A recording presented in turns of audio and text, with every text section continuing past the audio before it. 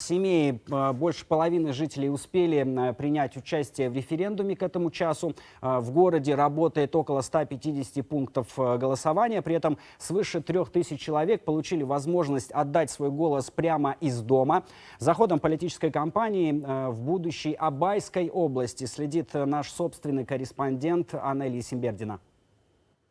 Жители Семея сегодня с самого утра спешат на участки голосования. Даже ливень для них не помеха. Несмотря на дождь, в городе успели проголосовать больше 60% жителей до обеда. На избирательном участке номер 260 в медицинском университете Семея царит праздничная атмосфера. Играет оркестр национальных инструментов. Голосуют тут как молодежь, студенты, так и старшее поколение. Но для тех, кто впервые участвует в подобной политической кампании, здесь приготовили даже подарки. Мы создали для людей хорошее, веселое настроение, народ идет, сделали подарки для впервые голосующим детям, людям преклонного возраста. И надеемся, что граждане Казахстана выполнят свой гражданский долг. Отдали свои голоса и спортсмены, в частности футболисты. Среди них такие известные, как Самат Смаков, который прибыл сюда на специальный матч. И также приехал практически весь состав того Илимая, который раньше гремел на всю страну. Ну, во-первых, я рад находиться на своей родине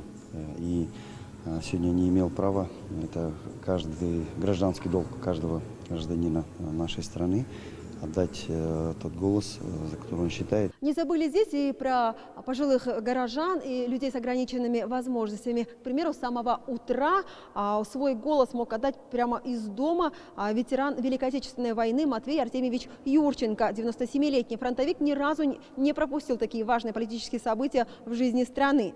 По-моему, для всех важно голосовать. Мы всю жизнь голосовали.